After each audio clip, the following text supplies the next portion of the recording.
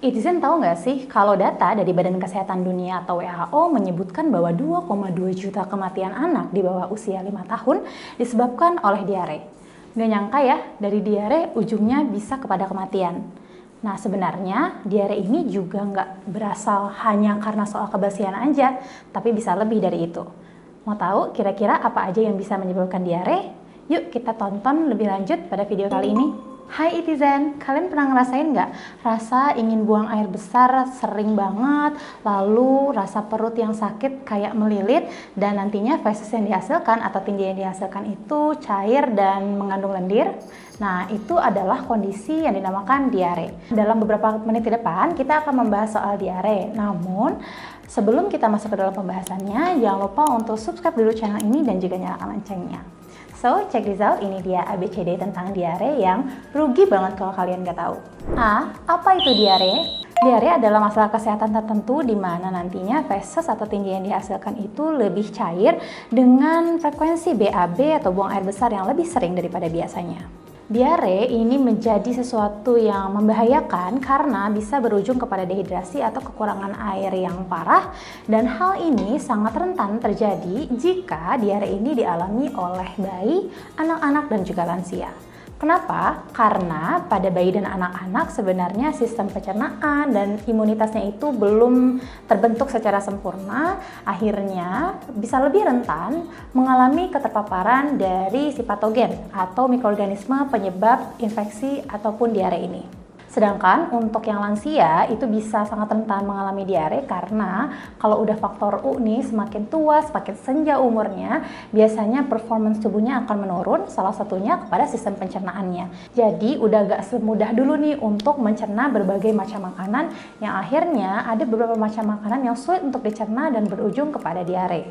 B. Bagaimana bisa ya diare itu terjadi? Gejala diare ini cukup beragam Itizen, mulai dari perut yang kembung, kram, muntah, mual, tinja berlendir, lalu rasa ingin buang air yang tidak tertahankan, sampai juga dehidrasi. Nah, gejala-gejala tersebut bisa terjadi karena beberapa hal. Yang pertama, karena infeksi. Nah, infeksi yang menyebabkan diare ini cukup beragam nih sumbernya atau patogennya. Mikroorganismenya bisa berjenis virus, seperti rotavirus, bisa jadi karena bakteri, E. coli, dan bisa juga karena parasit atau giardia. Infeksi ini dapat menyerang seseorang jika seseorang mengkonsumsi makanan atau minuman yang telah terkontaminasi oleh patogennya atau terkontaminasi oleh tinja dari penderita diare. Kedua, intoleransi makanan. Jadi, setiap tubuh manusia itu karena sangat khas ya, ada beberapa orang yang memang tidak bisa mencerna makanan tertentu. Misal, intoleransi laktosa.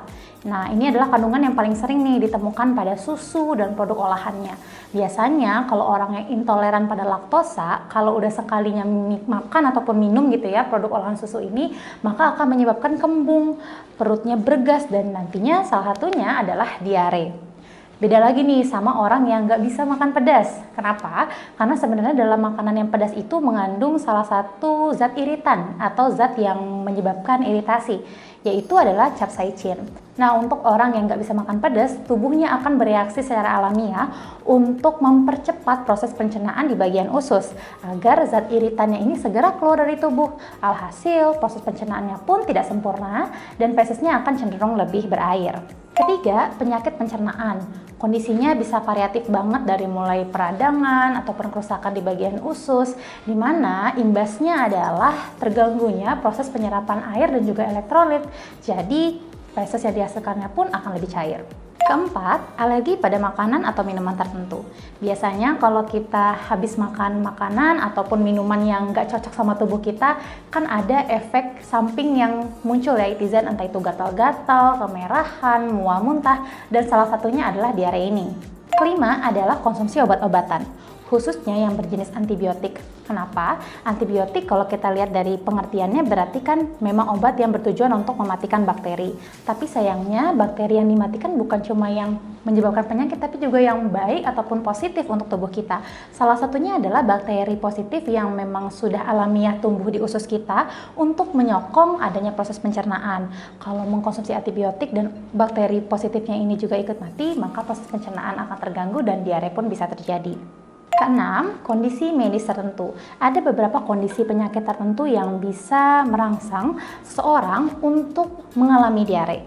Entah itu mungkin penyakit diabetes, kanker, atau penyakit celiak. C. Cara mengatasi diare. Nah, bagi orang yang terkena diare pastinya akan segera untuk mengkonsumsi obat. Nah, bagaimana cara obat diare ini bekerja?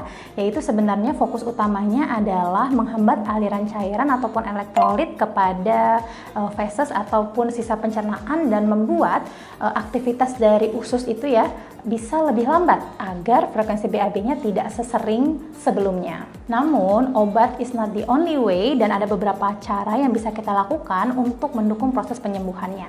Yang khususnya adalah memodifikasi pola makan kita. Di mana cara-cara tersebut diantaranya? Pertama, pilihlah makanan yang rendah seratnya untuk bisa lebih mengeraskan tekstur tinjanya, tapi tetap mudah untuk kita cerna. Misalnya seperti nasi putih, bubur, roti tawar, ataupun apel yang sudah dikupas kulitnya. Yang kedua, makan atau minumlah produk yang memang mengandung banyak elektrolit. Hal ini untuk membackup kehilangan elektrolit yang sudah banyak keluar selama diare berlangsung. Nah, makanan atau minuman yang banyak mengandung elektrolit ini misalnya adalah pisang yang kaya akan kandungan potasium dan juga minuman elektrolit yang sudah banyak dijual di pasaran. Yang ketiga, makanlah produk-produk yang mengandung kandungan probiotik, di mana ini artinya adalah dia mengandung bakteri yang punya fungsi untuk menyeimbangkan flora yang ada di usus untuk menyokong proses pencernaan kembali normal. Keempat, perbanyak asupan cairan atau minum ya khususnya. Itu sangat penting banget karena selain elektrolit yang hilang, air juga banyak karena keluar bersama dengan feses yang sering tersebut. Akhirnya cara yang paling ampuh untuk mengatasi ini adalah minum banyak air putih atau bisa juga sih diatasi dengan memperbanyak asupan air dari makanan kita. Contohnya mengkonsumsi sop bening. Yang kelima, hindari dulu deh makanan-makanan yang sifatnya itu pedas karena tadi ada kandungan capsaicin yang sifatnya itu iritan dan akan merangsang proses percepatan aktivitas dari usus sehingga perlu kita kontrol dulu agar kembali lagi nih ususnya bekerja sebagaimana sepertinya.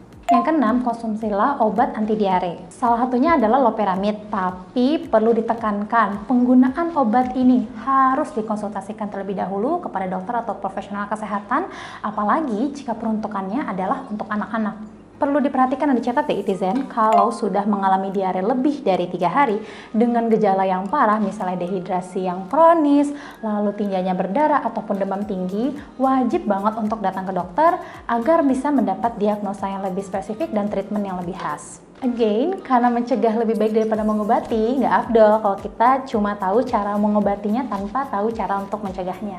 Nah, jadi cara biar kita nggak kena diare diantaranya adalah pertama, mencuci tangan dengan sabun dan di air yang mengalir. Nah, cara mencuci tangannya pun nggak sembarangan ya Itizen, nggak cuma 1 kali aja. Beberapa tahapan cuci tangan yang ideal sudah banyak berseliweran di referensi online lainnya, jadi Itizen sehabis ini bisa searching gimana cara mencuci tangan yang baik. Kedua, memasak masakan hingga matang untuk memastikan mikroorganisme yang sifatnya patogen atau bisa memunculkan penyakit diare tadi bisa hilang seutuhnya. Ketiga, mencuci buah dan sayur secara menyeluruh dengan air yang mengalir dan better untuk menggunakan sabun yang khusus ya peruntukannya untuk makanan atau yang sifatnya food grade. Keempat, usahakan untuk tidak membeli makanan atau minuman yang memang dijual di luaran yang kita nggak bisa jamin nih kehigienitasannya. Kelima, pastikan kita meminum air yang sudah matang, entah itu dimasak sendiri ataupun yang dijual dalam bentuk kemasan botol. Yang keenam, pastikan nih untuk yang memang merawat pasien yang mengalami diare untuk mencuci tangan pasca terkontaminasi dengan tinja ataupun feses penderita diare, misalnya ibu-ibu yang sedang merawat anaknya yang terkena diare. Dan pastikan juga untuk mengajarkan pasien yang mengalami diare ini rutin untuk mencuci tangannya agar tidak terjadi kontaminasi dengan orang lain. D. Dengerin tuh, ternyata cara mengatasi diare nggak sulit kok. Nah Itizen, jadi yang terpenting saat kita sudah mengalami salah satu gejala diare, yang paling harus diutamakan adalah minum air dan penuhi kebutuhan cairan harian kita sebanyak-banyaknya karena yang paling riskan dan paling mematikan itu adalah dehidrasinya. Dan jika Itizen mengalami diare yang tak kunjung membaik, Tadi dalam waktu lebih dari 3 hari, please untuk segera konsultasikan kepada dokter untuk mendapatkan perawatan yang lebih intensif. Oh ya, Itizen, kalau kalian punya ide soal isu seputaran gangguan kesehatan, bisa banget ya untuk tulis di kolom komentar. Kalau kalian suka dengan video ini, jangan lupa untuk like dan juga share ke seluruh teman dan rekan kalian. Dan pastikan sebelum meninggalkan channel ini, subscribe dulu ya, dan juga nyalakan loncengnya. See you on the next video, Itizen. Bye-bye.